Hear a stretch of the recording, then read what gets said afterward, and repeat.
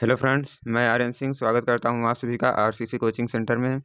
हम आज class 12th के केमिस्ट्री के चैप्टर नंबर फर्स्ट विलयन के अणुसंख्य गुणधर्म पर पढ़ रहे थे। आइए उसका हम अगला टॉपिक देखते हैं, परासरण दाब। परासरण दाब को समझने से पहले हम परासरण को समझते हैं कि परासरण क्या होता है। चैनल पे पहली बार आए हैं तो चैनल को ज़रूर से ज़रूर सब्सक्राइब कीजिए, अपने दोस्तों में ज़्यादा से ज़्यादा शेयर कीजिए और वीडियो पसंद आ रही है तो वीडियो को लाइक कीजिए। चलिए देखते हैं परासरण क्या होता है। ऑस्मोसिस, अर्धपारगम्य झिल्ली में से होकर विलायक के अणु तन विलयन से सांद्र विलयन की ओर अर्थात निम्न सांद्रता से उच्च सांद्रता की ओर स्वतः गति करते हैं। इस प्रक्रिया को परासरण कहते हैं। ठीक है, कह रहा है अर्धपारगम्य झिल्ली, यहाँ इसका स्ट्रक्चर दिया गया है। ये एक सिस्टम है, ठीक है, ये एक सिस्टम बनाया गया है। इसमें बीच में एक अर्धपारगम्य झिल्ली लगाई गई है, एसपीएम, जिसे इंग्लिश में सेमी परमेबल मेम्ब्रेन्स कहते हैं। ठीक है, और इधर निम्न सांद्रता तनु विलयन रखा गया है और इधर उच्च सांद्रता सांद्र विलयन रखा गया है। अब ये जो पन्नी लगाई गई है, ये जो झिल्ली लगाई गई है अर्धपारगम्य झिल्ली, इसका काम क्या होता है? इसका काम ये होता है कि तनु विलयन का जो कण है इसे अर्धपारगम्य झिल्ली का कार्य होता है, ये केवल विलायक के अणुओं को ही जाने देती है। ठीक है, और ये विलेय के अणुओं को जाने नहीं देती, इसलिए इधर तीर लगाया गया है। ये विलायक के अणुओं को अपने में से होकर जाने देती है, लेकिन ये जो विलेय के कण है इसको नहीं जाने देती। यही अर्धपारगम्य झिल्ली का कार्य होता है। अर्धपारगम्य झिल्ली में से होकर विलायक के अणु तन विलयन से सांद्र विलयन की ओर अर्थात निम्न सांद्रता से, ये जो निम्न सांद्रता से उच्च सांद्रता की ओर स्वतः गति करते हैं, यानी कि अपने आप गति करते हैं। इस प्रक्रिया को परासरण कहते हैं। ठीक है, अब देखिए यहाँ सेमी परमेबल मेम्ब्रेन्स का डिफिनीशन दिया गया है। ऐसी झिल्ली जो केवल विलायक के अणुओं को ही जाने देती है लेकिन विलेय के अणुओं को जाने नहीं देती, अर्धपारगम्य झिल्ली कहलाती है। ठीक है, इसका एग्जाम्पल देखें तो इसका एग्जाम्पल है सेलोफेन, चमड़ा, कापर, फेरोसाइनाइड, CO2 FeCN का होल 5 आदि अर्धपारगम्य झिल्ली का कार्य करते हैं। ठीक है, अब देखते हैं परासरण दाब, जो कि सबसे मोस्ट इम्पॉर्टेंट है। परासरण दाब देखिए, यहाँ परासरण दाब की डिफिनीशन दी गई है। विलयन की तरफ लगने वाला वह बाह्यदाब, विलयन की तरफ लगने वाला वह बाह्यदाब जो परासरण की क्रिया को रोक दे, अर्थात विलायक के अणुओं का अर्धपारगम्य झिल्ली में से होकर निम्न सांद्रता से उच्च सांद्रता की ओर होने वाले प्रवाह को रोक दे, परासरण दाब कहलाता है। इसके कहने का मतलब है, देखिए इधर विलायक के अणु इसमें हैं, भरे हुए हैं। ये तनु सांद्रता का तनु विलयन है, निम्न सांद्रता का तनु विलयन है, और ये उच्च सांद्रता का सांद्र विलयन है। इधर विलायक के अणु भरे गए हैं और इधर विलेय के। अभी परासरण की क्रिया में क्या हो रहा था कि जो अर्धपारगम्य झिल्ली थी वो विलायक के अणुओं को अपने में से होकर जाने देती थी, लेकिन विलेय के अणुओं को जाने नहीं देती थी। अब हमने क्या किया कि इधर एक पिस्टन लगा दिया गया, इसमें एक पिस्टन लगाया। अब इस पिस्टन से कुछ दबाव डाला, यानी कि इस पर मैंने प्रेशर डाला। जब ये बाह्य दाब है, ठीक है, ये बाह्य दाब है, हमें सिर्फ उतना ही प्रेशर डालना है जो कि परासरण की क्रिया को रोक दे। ठीक है, यही इसके कहने का मतलब है। विलयन की तरफ लगने वाला वह बाह्य दाब जो परासरण की क्रिया को रोक दे, अर्थात विलायक के अणुओं का अर्धपारगम्य झिल्ली में से होकर जाने की क्रिया को रोक दे, परासरण दाब कहलाता है। ठीक है, एकदम सरल शब्दों में समझाया हूँ। परासरण दाब क्या होता है कि विलयन की तरफ लगने वाला वह बाह्यदाब जो परासरण की क्रिया को रोक दे, परासरण दाब कहलाता है। आइए इसका समीकरण देखते हैं। देखिए, प्रयोगों से क्या पता चला कि ये जो परासरण दाब है, परासरण दाब को पाई से रिप्रेजेंट करते हैं। पाई जो होता है प्रोपोर्शनल टू यम, यम मतलब कि आप मोलरता लिख सकते हैं क्योंकि ये सांद्रता है यम। ठीक है, पाई प्रोपोर्शनल टू टी, या टी यानी कि यह टेम्परेचर के भी समानुपाती होता है। इसको इक्वेशन फर्स्ट मानिए, इसको इक्वेशन सेकंड। अब समीकरण 1 तथा 2 से pi proportional to m into T. अब जब प्रोपोर्शनल का चिन्ह हटता है तो एक कांस्टेंट आता है, तो यहाँ हो जाएगा पाई बराबर यम आर टी। ये जो आर हमारा है ये कांस्टेंट है। ठीक है, इसे हम ऐसे भी लिख सकते हैं पाई बराबर यम एस टी, पाई बराबर सी आर टी। आपको इन तीनों में से एक चीज़ें तो मिलनी ही मिलनी है। अगर कोई भी चीज़ मिल जाए तो आप घबराइएगा मत, क्योंकि ये एक ही चीज़ें होती हैं। ठीक है, यहाँ दिया गया है आर बराबर यस ये R जो है यस है, ये क्या है, नियतांक है, ठीक है। ये विलियन नियतांक है, इसका वैल्यू जो होता है 0.0821 लीटर वायु केल्विन इनवर्स मोल इनवर्स होता है। और ये जो यम है, ये जो सांद्रता है, सांद्रता का सूत्र होता है W/m/V। ये जो V है आयतन है, ये लीटर में होना चाहिए, ठीक है। अब यहाँ से परासरण दाब का सूत्र क्या निकलता है, परासरण दाब बराबर हो जाता है पाई बराबर WRT/m/V। V किस में, लीटर में। देखिए घनत्व क्या होता, घनत्व बराबर क्या होता है, D बराबर, घनत्व बराबर होता है द्रव्यमान बटे आयतन, यानी द्रव्यमान को हम W से रिप्रेजेंट करते हैं, W/आयतन V, ठीक है। तो इसका सूत्र हो जाएगा पाई बराबर DRT/m, ठीक है, पाई बराबर DRT/m। ये इसका मोस्ट इम्पॉर्टेंट फार्मूला हो जाता है। आपको परासरण दाब के इसको याद कर लेना है, और ये जो 3 फार्मूला दिया गया है इसको याद कर लेना है। आपके बोर्ड एग्जाम में 4 से 5 नंबर पक्के परासरण दाब हर बार पूछा जाने वाला मोस्ट इम्पॉर्टेंट। अब देखिए हम परासरण की बात कर ही रहे हैं, तो हम प्रतिलोम परासरण की बात कर लेते हैं कि प्रतिलोम परासरण क्या होता है। रिवर्स ऑस्मोसिस, ठीक है, ये इसका स्ट्रक्चर है। ये विलायक के कणु है और ये विलयन के अणु है, और इधर एक पिस्टन लगाया गया है, इधर से क्या दाब डाला जाता है, ठीक है। और ये सेमी परमेबल मेम्ब्रेन्स है, जो कि विलायक के अणुओं को जाने देती है, विलय के अणुओं को जाने नहीं देती। इसकी खासियत आपको जरूर से जरूर याद करनी है। सेमी परमेबल मेम्ब्रेन्स को शॉर्टकट में SPM लिखा जाता है। इसका हिंदी का मतलब होता है अर्ध पारगम्य झिल्ली, ठीक है।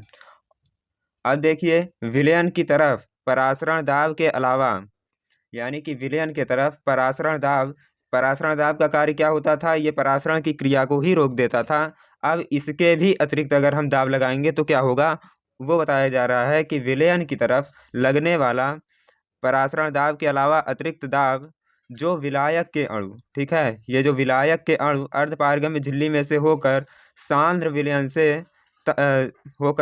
विलयन से तनु विलयन की ओर गति करने लगते हैं, ठीक है।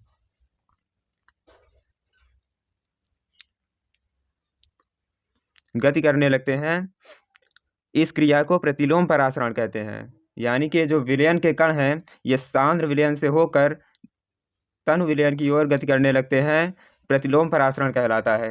क्या बताया जा रहा है, विलयन की तरफ लगने वाला वह अतिरिक्त बाह्य दाब जो परासरण की क्रिया को रोक दे और विलयन के अणु को सांद्र विलयन से तनु विलयन की ओर गति करने लगते हैं, इस क्रिया को प्रतिलोम परासरण कहते हैं। इसकी डिफिनीशन क्या बताई जा रही है, विलयन की तरफ परासरण दाब के अलावा अतिरिक्त दाब लगाते हैं तो विलयन के अणु अर्धपारगम्य झिल्ली में से होकर सांद्र विलयन से तनु विलयन की ओर गति करने लगते हैं। इस प्रक्रिया को प्रतिलोम परासरण कहते हैं।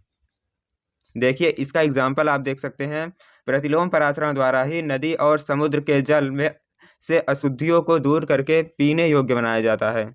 ये जो एंटी ऑस्मोसिस होता है, आप रिवर्स ऑस्मोसिस, जो आप आरओ का पानी पीते हैं उस वही प्रक्रिया इसमें होती है, ठीक है। आरओ का पानी पीते हैं, आरओ का फुल फॉर्म ही रिवर्स ऑस्मोसिस है। जो आप आरओ का पानी पीते हैं वो इसी प्रक्रिया द्वारा बनाया जाता है। प्रतिलोम परासरण द्वारा ही नदी और समुद्र के जल से अशुद्धियों को दूर करके पीने योग्य बनाया जाता है। आपसे बोर्ड एग्जाम में सीधे के सीधे प्रतिलोम परासरण की डिफिनीशन, उसकी कार्यविधि को पूछ लिया जाएगा। तो आप बताइएगा, विलयन की तरफ परासरण दाब के अलावा अतिरिक्त दाब लगाते हैं तो विलायक के अणु अर्धपारगम्य झिल्ली में से होकर सांद्र विलयन से तनु विलयन की ओर गति करने लगते हैं। इस प्रक्रिया को प्रतिलोम परासरण कहते हैं, ठीक है। देखिए हमें एक न्यूमेरिकल दिया गया है, शक्कर के 5% द्रव्यमान जलीय विलयन का हिमांक 271 केल्विन है। यदि शुद्ध जल का हिमांक 273.15 केल्विन है तो ग्लूकोज के 5% जलीय विलयन के हिमांक की गणना कीजिए, ठीक है। यहाँ दिया क्या गया है, शक्कर के 5% जलीय विलयन का हिमांक 271 केल्विन है। यदि शुद्ध जल का हिमांक 273.15 केल्विन है तो ग्लूकोज के 5% जलीय विलयन के हिमांक की गणना कीजिए, ठीक है।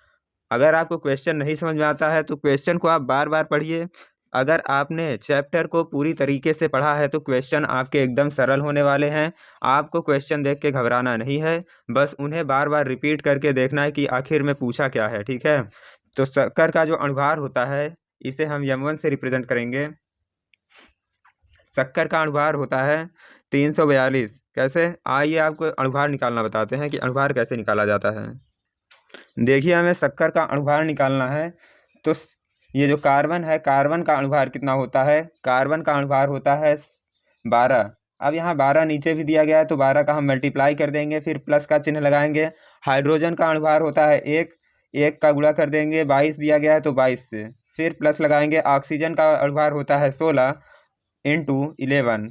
अब हम इसका मल्टीप्लाई कर लेंगे, 12 का 12 में करेंगे तो 144 आ जाएगा, प्लस 22 प्लस 16 का 11 में करेंगे तो 16 का 11 में करेंगे तो 176 आ जाएगा। अब हम इसे जोड़ लेते हैं, 6 4 10 2, 12 का 2 हासिल 1, 8 2 10, 4 14 के 4 हासिल 1, 2 1 3, 342 हमारा अणुभार आ चुका है। ऐसे ही आपको अणुभार निकालना है जो कि आपको क्लास 11th में बताया ही गया होगा। अब देखिए, ग्लूकोज का अणुभार कितना होता है? 180। आपको कुछ अणुभार रट लेने हैं क्योंकि आपके पास बोर्ड एग्ज़ाम में ज़्यादा समय नहीं रहेगा, तो इसलिए आपको अणुभार को याद कर लेना है, ठीक है, जो आपको IIT नीट जेई में भी ज़्यादा से ज़्यादा सहायता करेंगे। डेल्टा टी एफ निकालना है, ठीक है। तो ये हमें एक हिमांक दिया गया है 273.15 केल्विन और यहाँ 271 दिया गया है, ठीक है। तो यहाँ से हम 273 माइनस 271 कर लेंगे तो 2.15 आ जाएगा, 2.15 केल्विन।